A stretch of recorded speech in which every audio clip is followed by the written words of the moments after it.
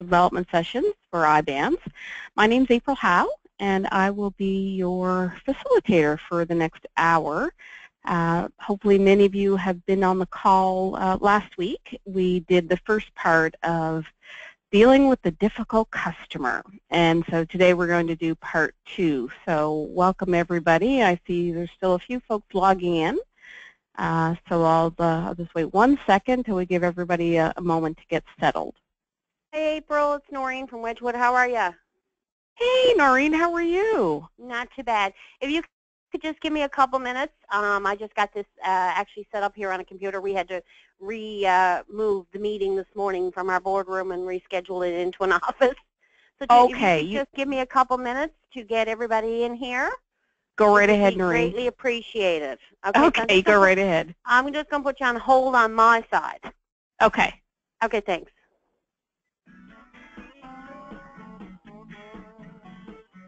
Oh, so we've got some lovely waiting music to enjoy while we wait for Noreen and her team folks. The right people and the right job is one way to ensure the success of your business.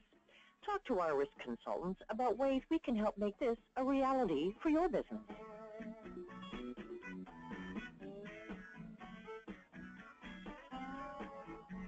We're having trouble.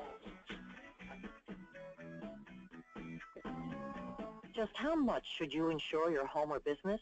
Is there a difference between the amount you paid to purchase it and the cost to replace it in the event of a loss? We've got the tools to help you determine the correct limit, and we are waiting to talk to you about it.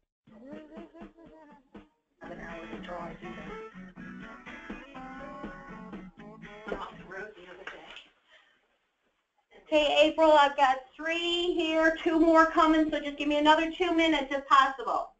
No problem. Listen, Noreen, don't bother putting us on hold. We're getting your internal commercial there, so we'll just wait a second. Perfect.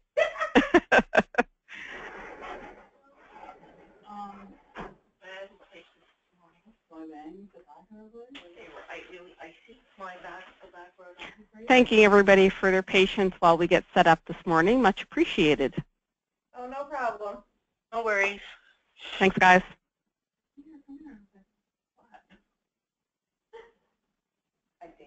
Anybody have a difficult customer since we had our last chat? No?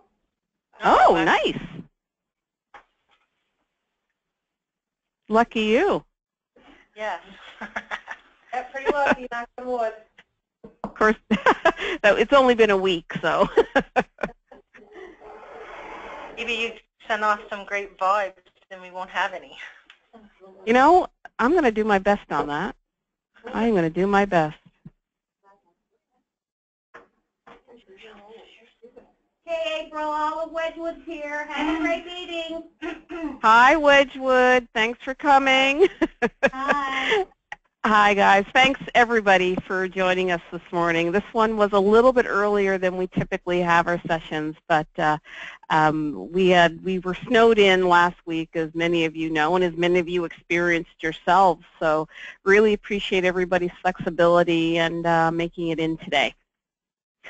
So again, my name is April Howe, and I'm a partner here at Knightsbridge Robertson Surrett, and I've been really enjoying the collaboration and the partnership with IBANs to share a lot of professional development information on issues that matter to you guys as an industry.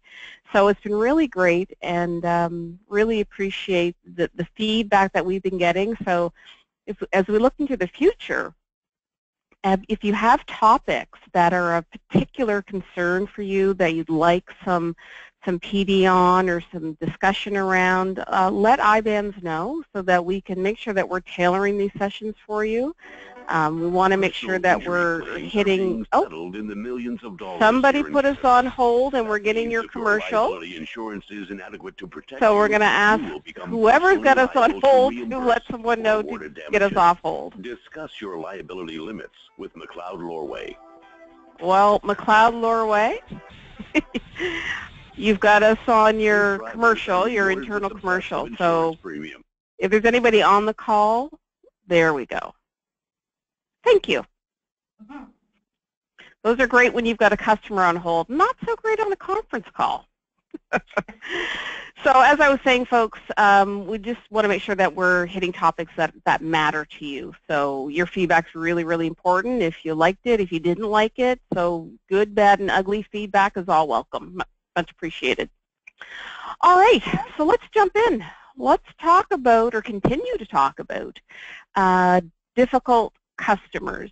It's funny, I had a discussion last week with somebody not in the insurance industry, and this person, we were talking about a work situation they were having with a client, and he said, well, you know, the customer's always right. And I said, you know what? I don't think so. That's not necessarily true.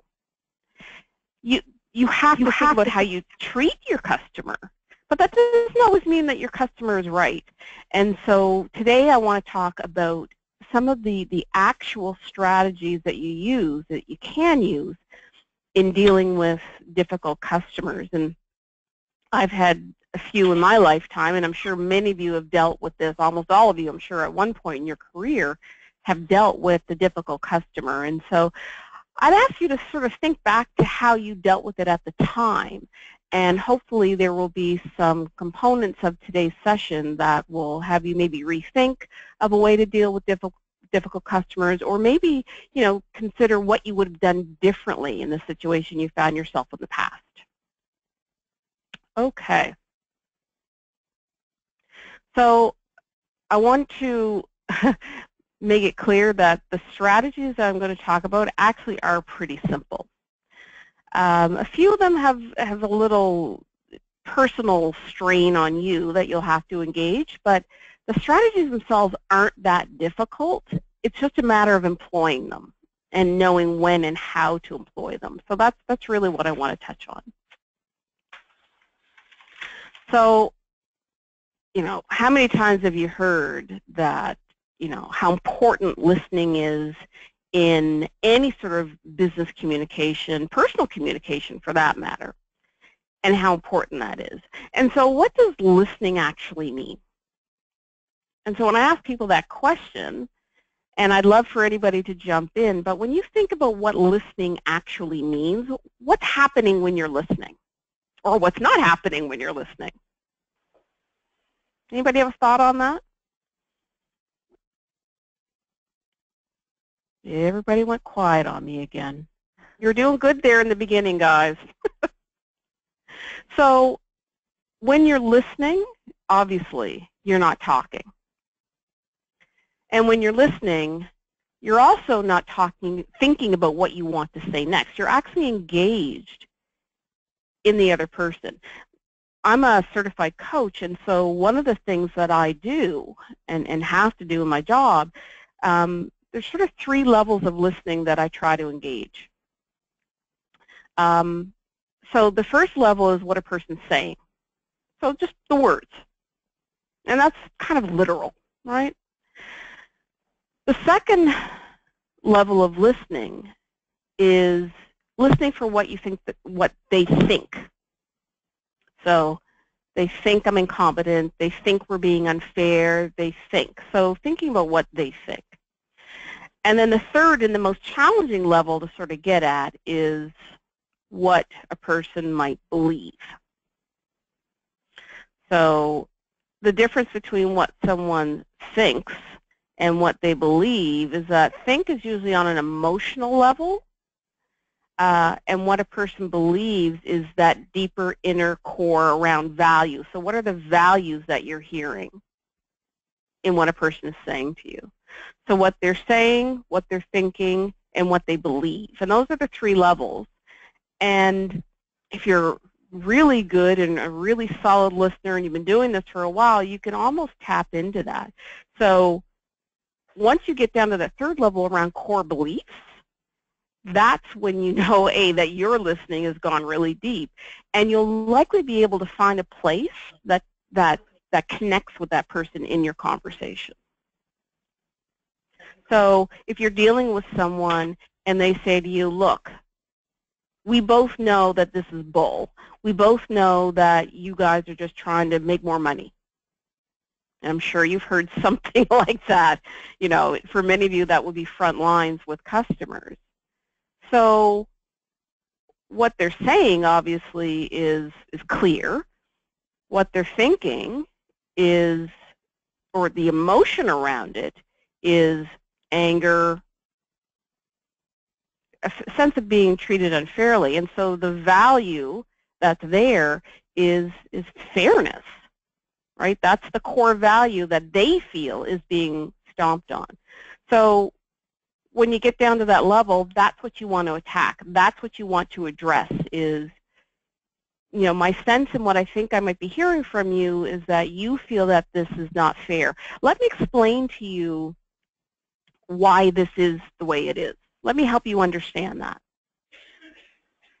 So when you can tap into someone's core belief or what you think is their core belief, and you know, the challenge in all of this is it's not a perfect science, but when you can tap into what you believe is their core belief, and if they feel that belief is being stomped on, you can address that. And that's a really effective way to begin to neutralize someone that is challenging you or is upset or angry. So that's something that takes a little bit of time and takes a little bit of practice, if you will. But it's a really great way to tap into what's going to matter to someone when you're dealing with them. P.S. That works at home as well. Works with a lot of people. Okay. So the next thing is you need to be sure that you stay calm. Easier said than done when you're dealing with someone that might be, you know, worst case, maybe even calling you names, but is really upset with you and is taking their frustration out on you. Staying calm is really, really critically important. And the thing that I always tell myself is, you know, you're not talking about me, you're talking to me. You're not upset with me. I'm the one dealing with you at the moment, but it's not me. So you need to try to find that separation, and in order to do that, or you know, you have to do that in order to be able to stay calm. If you're taking it personally, it's kind of tough to stay calm. So I get that it's really easy to get caught up in the moment, and particularly if someone is being particularly rude. We had a client here, now if you could imagine, I deal with people that have lost their jobs, and so I had one particular client 2 weeks ago. He was really angry at the world about losing his job, and so I get the headspace. That doesn't mean that it's okay for him to take that out on my team. And so in a workshop, he was very verbal. He was really challenging the person that was facilitating the workshop. When he left the workshop, we'd run out of parking validation stickers. He was really upset about that. And he began to swear at the receptionist who wasn't able to give him one. And so he was just really, really challenging. And so I was called into the situation, asked him to step into my office, explain to me what was going on. And he was telling me about all the things that are going wrong in the service that he's receiving from us. And I get it. He was upset about, you know, having to pay for parking, for instance. So in a calm voice, I said, you know what, I get your frustration. I know that we offered you a double validation the next time that you're in, so it will pay for more of your parking. But if that doesn't help you today, what would you like to see happen? And so he said, well, give me the money. And I said, well, you know, I can't give you the money, but if you can give me a few minutes, I can go down to the office. And so, you know, I went down to the office. I got a special validation sticker for him. Now, did I need to do that? Probably not. Did it shift the way that not only that he saw his service with us, which it did, but he also saw someone going a step further in order to address him. So for him, that was a better outcome than he could have asked for. So he's changed his entire way of being when he comes into our office. And I thought, you know, that was a really great outcome and a pretty easy fix for us. So sometimes you don't always have those easy fixes available to you, particularly in a very technical, highly regulated industry like the one that you all work in. But where you can get the quick and easy wins, try to do that. Try to do that. So staying calm, literally, monitor your breathing. So when you feel that you're getting caught up in the emotion of a situation, take a note on physically how you're reacting. Just 1 second. If you know that you're engaging or over-engaging, take a breath. You can even put a client on hold if they're on the phone, or let me just get right back with you 1 moment. I want to check on something. Step out of the room and take a breath. It's quite okay, and it's a better thing to do than try to push through it and either say something you don't want to say or escalate the situation in any way. So that's tip number 2. 3, don't judge. You don't know where a person has been, and I come across this a lot if you're dealing with the phone company or your internet provider, sometimes, or your bank for that matter. You can get bounced around to several different people, and what drives me crazy is you having to repeat your story from the beginning all over again. And the more often you have to do that, likely the more frustrated you become as a customer. So, but that person, sometimes when that person comes to you as that frustrated customer, they may not realize that you've already told that story 3 times. So they're coming to you with a frustration that sometimes you're not aware of. And that's just one example. Maybe you're dealing directly with a client that has had a rough time with other brokers before coming to your company, for instance. They have a bad taste in their mouth from a prior experience. And so really try to suspend judgment and deal with getting to that core issue. And I take you back again to those 3 levels of listening and dealing with what you can hopefully pinpoint as their core issue. And what's that core value that is being, they feel is not being addressed. So understanding that and understanding there are, as Dr. Phil always says, 2 sides to a pancake. You've got yours and they've got theirs. And that listening is going to be your best tool. So really stopping and not trying to defend your position, but just hearing what that other person is going through, even if it's just for the sake of letting them vent. Sometimes that's enough.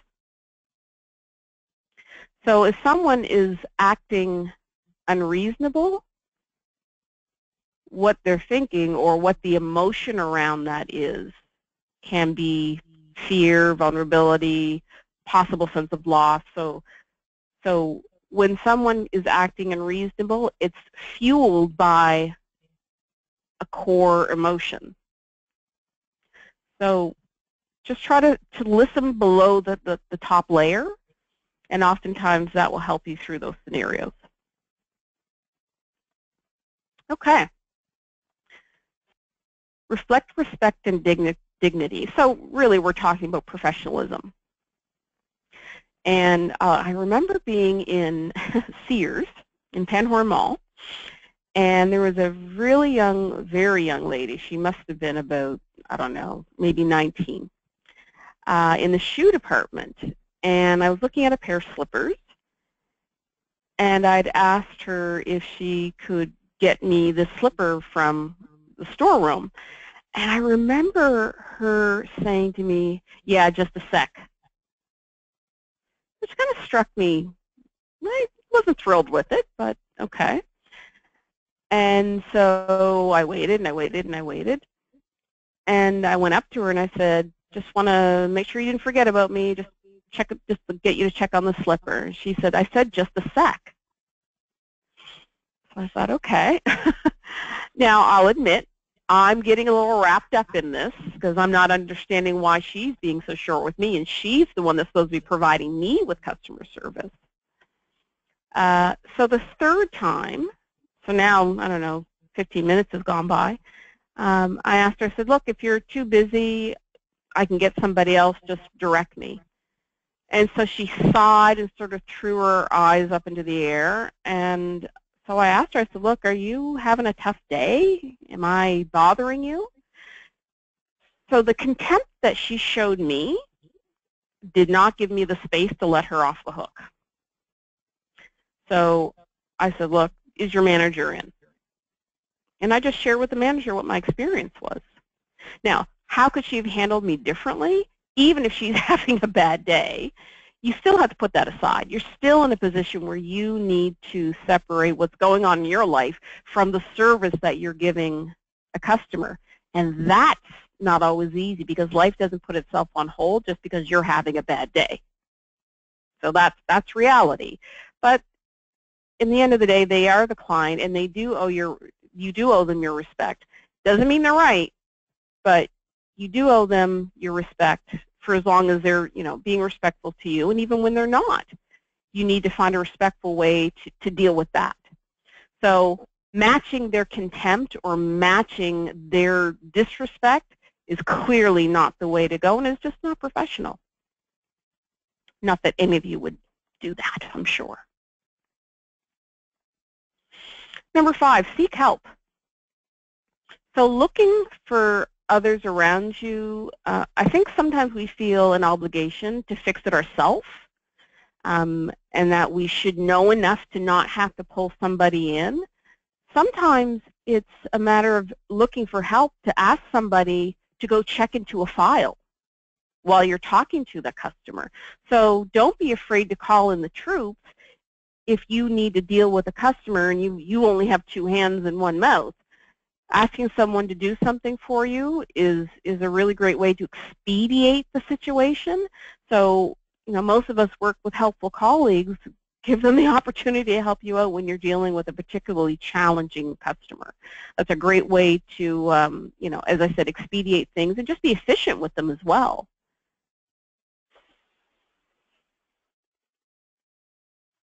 Okay.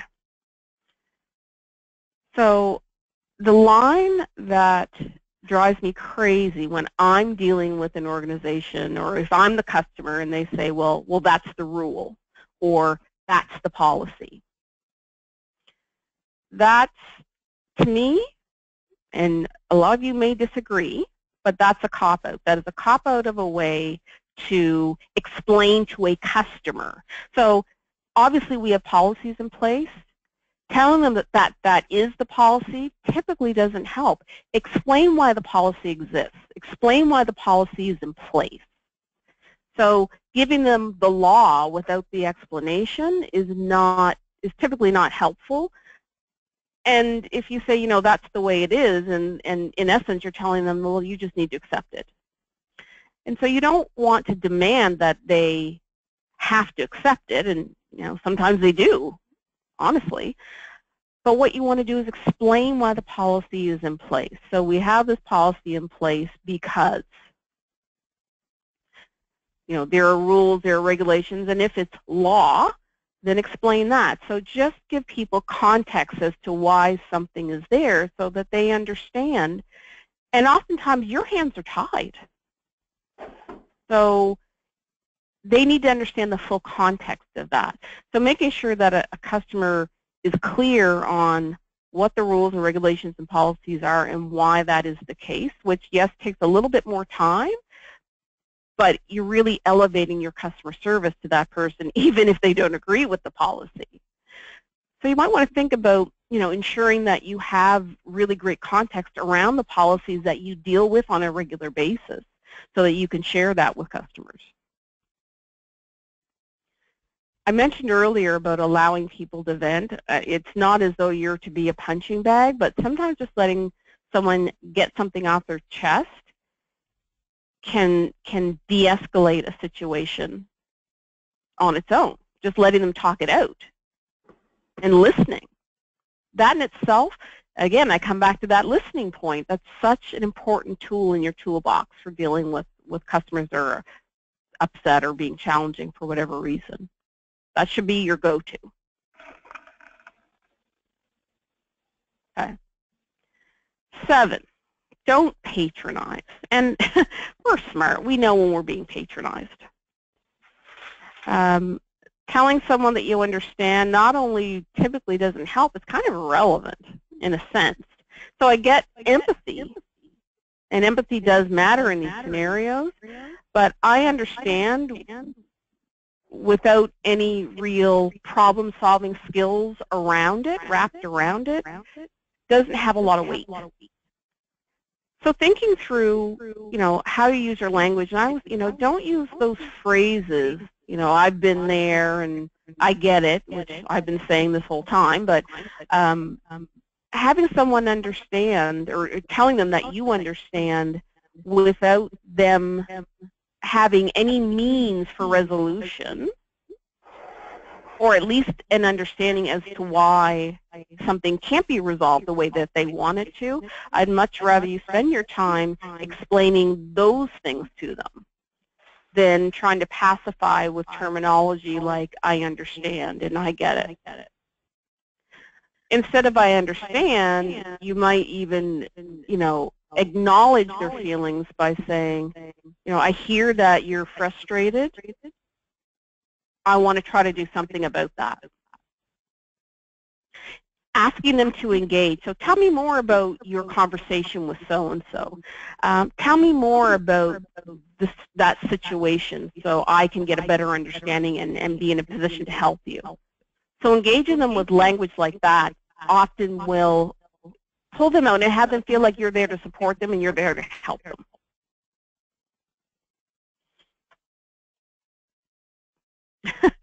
Avoid smiling.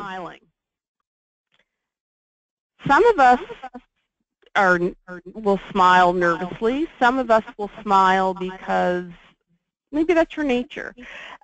It can be problematic if you're face-to-face with someone and they see you're smiling, and maybe you're trying to be kind and friendly, but they may interpret that as you not taking them seriously or you're mocking them or something like that. So you have to be careful with the smile. You also have to be careful with using any kind of humor in a situation like that. Try your best to read the person. It may not be the time for, a funny little joke or a funny, humorous comment. Think about that before you throw it out there. That can backfire, and so maybe it's just safer to stay in the zone, and as my mother says, stay in your lane. If you're dealing with the situation, deal with that first, and if they initiate something that's funny or humorous, then go in. But typically, you probably just want to stay away from that for the most part.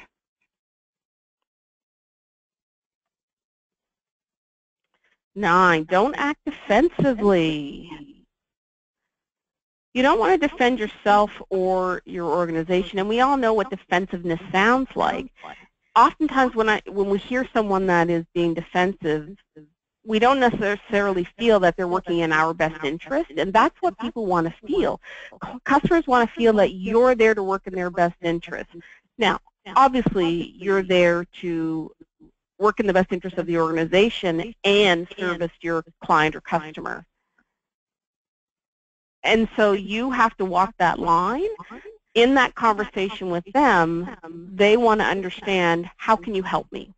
So being defensive puts you in an adversarial situation with the client, and that's probably not the best way to, A, get the information that you want, that'll lead you to a resolution that will be helpful for both parties. So not acting defensive, and if there's a mistake been made, own that. You may have to own that on behalf of a colleague. Maybe you didn't make the error, but a colleague that dealt with this person before did. Own that. My apologies that you didn't get the correct information. This is not the way that we like to work, and this is not our standard. My apologies for that. We're going to make this right for you.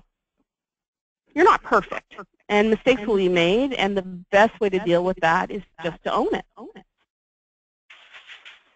So that defensiveness often comes from a place where we feel that we personally are being attacked, or the organization that we work for is being attacked, or a colleague is being attacked. But remember, those 3 levels of listening, there they are again. If you're truly listening for what's going on with that individual and what it is that core value, address that and don't take it personally. Even if they're attacking you personally, you're just the one that's in front of them at the moment. It's not really about you. That doesn't mean that you need to be a doormat for a customer that is being irrational. But to a point, just check yourself to make sure that you're not being overly defensive in dealing with them.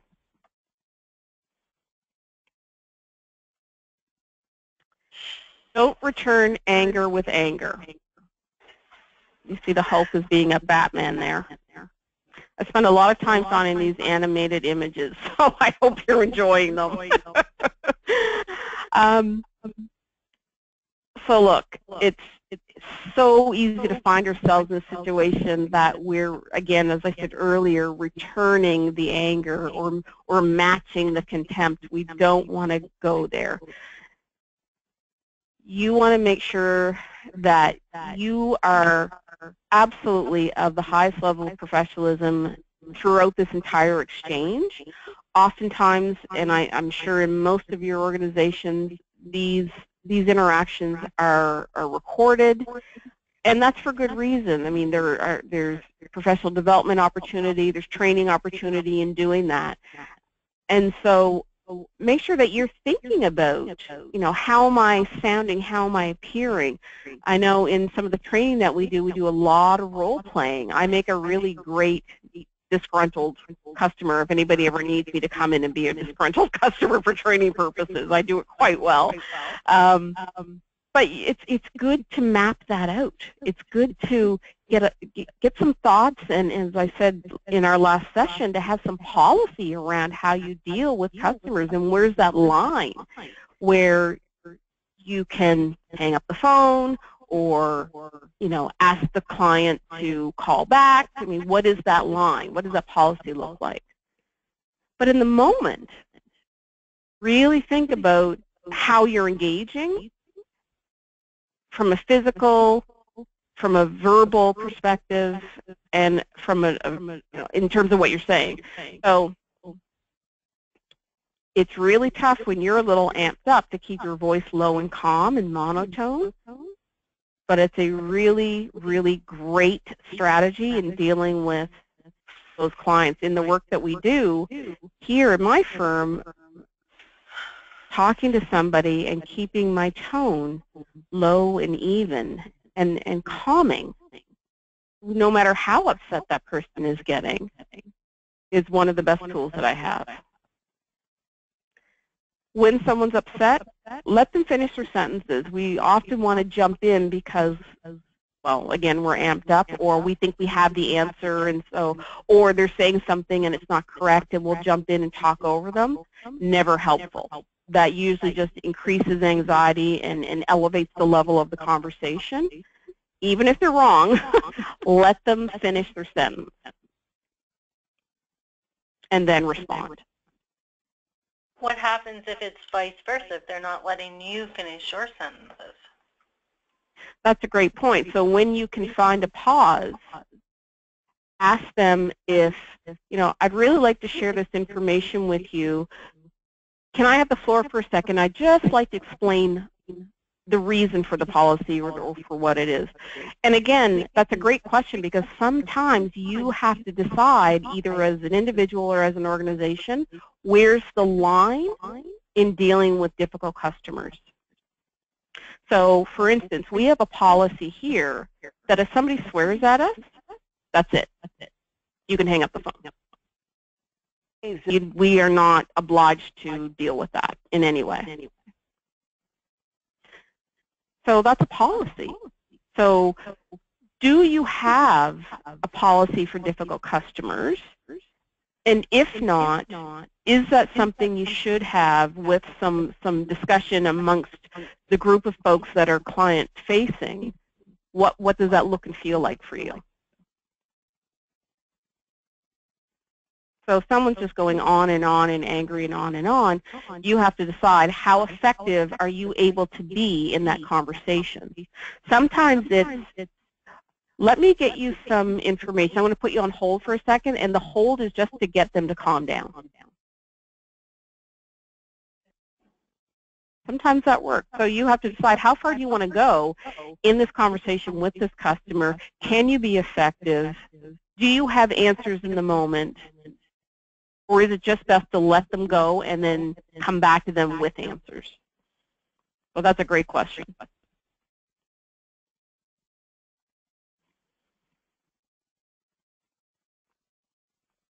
So in the same vein, not arguing with somebody. So, you know, your job is to relay the information and try to find a solution for your customer. Arguing back with them is the same as, you know, you don't want to show contempt. You don't, all the things that we've really been talking about here, none of that's going to be helpful. And the more I talk about it, I'm coming up with lots of examples where I've had to deal with this, and it's not easy to stay in your lane, as my mother would say. It's not easy to not get emotionally engaged. But you know, your job is to keep that at a professional level. If they go offside with that, then you have to decide what are your options in dealing with that person. As long as your behavior is in line with what the organization expects, that's what you want to ensure. If the customer or client's not on side with that, well then hopefully you'll have had some discussions in your organization about what is acceptable and non-acceptable customer behavior.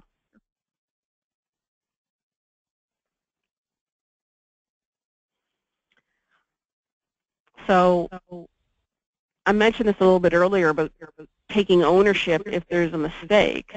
But even saying, you know, I'm really sorry that this has been your experience. That's not necessarily taking all of the blame for a situation, or if they misunderstand something. I'm sorry is the great neutralizer and can really de-escalate a situation. I'm not suggesting you take ownership of anything that is not your error, not your mistake, or not the organization's mistake. But addressing that, you know, I'm sorry there's been a miscommunication, I'm sorry. Don't be patronizing and say, you know, I'm sorry you misunderstood. That's not what I'm talking about. You know, but I often will say, I'm sorry this has been your experience, which is no indication of blame. But I really am sorry that this is how, you know, there's been an interaction with our organization that was not pleasant for you, regardless of fault. So I'm sorry can go a long way, and some people are easier, you know, find it easier to utilize that than others, but it works. It often works.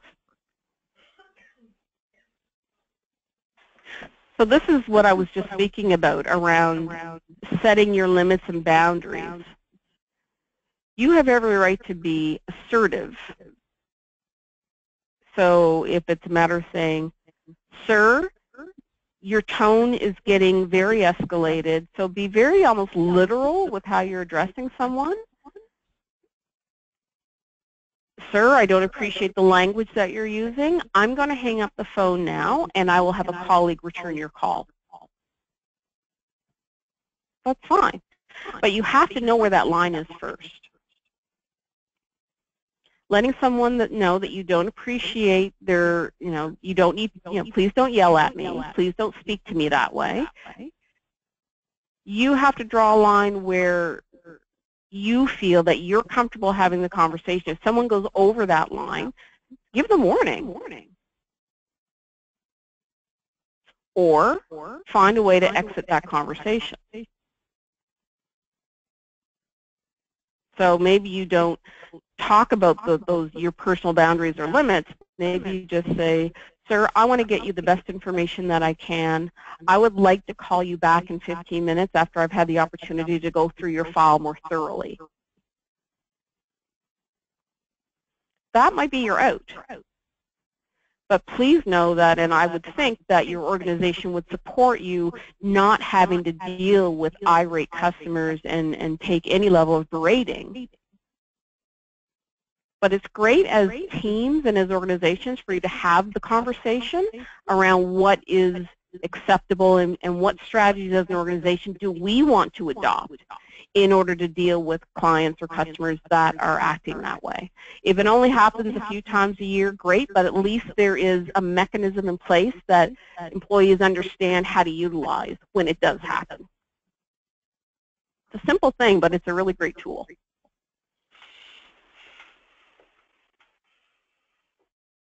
This is one of my favorites. Trust your instinct. You know, gut tends to play a big role in our decision making, and sometimes we can't define what gut is, but it's that knowing that we have in terms of how to deal with something, or that you feel like, okay, it's not escalated right now, but I can see where this is going to go. Better for you to exit that conversation having trusted your instincts than to try to play it out and work against your instincts. Instincts are often more right than wrong, and if it's a matter of playing it safe, that's probably a better way to go in most situations. So trusting your instincts is an important one, and if your instincts rarely are wrong for you, then there's no need to ignore them in this situation.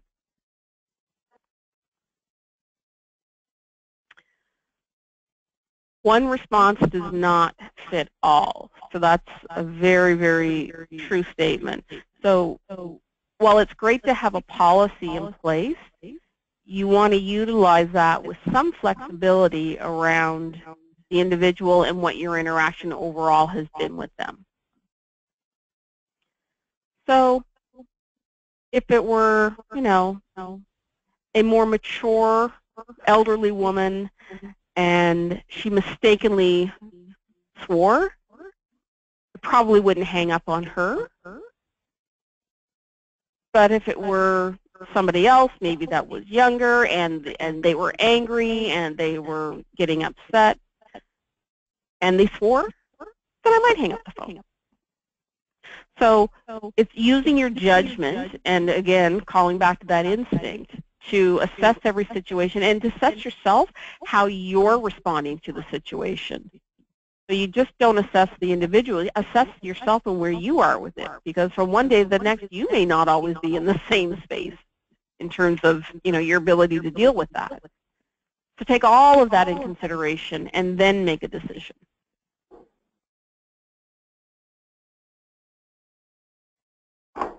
Debriefing is really important. So oftentimes when we've had a difficult customer, most of our client interactions are documented in one way or another, whether it's a recorded phone call or notes or the like, updates in the CRM. However that's captured, in addition to that, have a conversation with your supervisor or manager, have a conversation with a colleague, just around what happened and how you dealt with it. A, it's great to get it off your chest. And B, there might be opportunity for someone to say, I've had that situation in the past and here's how I dealt with it. So there might be a learning opportunity there for you as well. So doing the debrief is always good.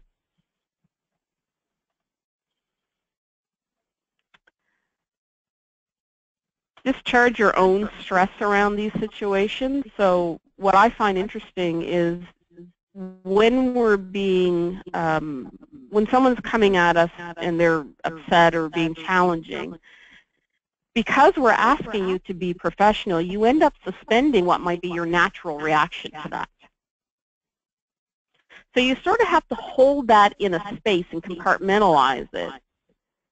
while you're being professional, while you're being, and for some of you, you have absolutely no connection to the emotions of the situation, so there's maybe not even a need to discharge your stress. But for a lot of people, suspending a natural reaction, it's going to live until after you're off the phone, and then how do you discharge that? Sometimes it's just, breathe in, breathe out, which is great. For some people, they're going to have to go for a walk, they're going to have to talk to a colleague, they're going to have to do something to sort of, wash that off of them, and then come back to work and continue on. So acknowledge that you are human, and that times customers will get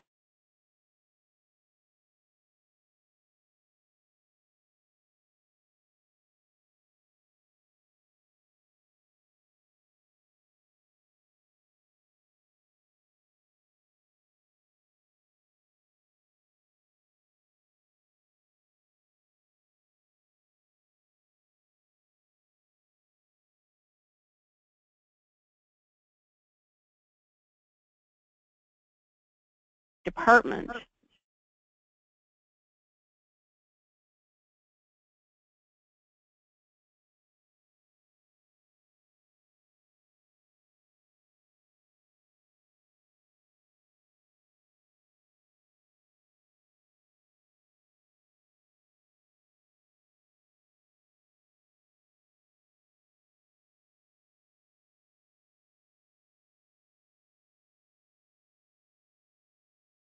The last and one of the more important steps in this entire process.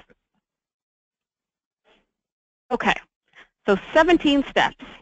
That's a lot of them. And some of them I'm sure you already do. Some of them you might do a bit differently, and maybe some you've not been doing. So think about what do you need to be thinking about in your own organization to ensure that you all have the capacity to effectively deal with a challenging or difficult customer.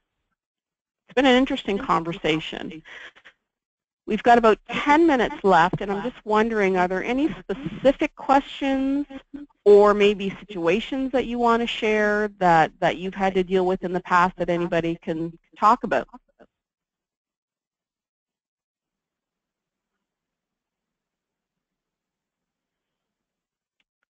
Okay. Well, if there are no questions, that is it for today. We're getting out of class a little bit early, which is fine. So thank you so much for your undivided attention. We'll be coming up with our, sorry? Oh, I thought I heard somebody jump in there. We'll be coming up with our next session. I think it's sales strategies. I'm not 100% sure, but that will be in the next couple of weeks. But IBANS will certainly put that out to you so you'll know the topic and the date.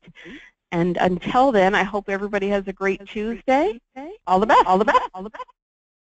Thank you. Thank you. Thanks, everyone.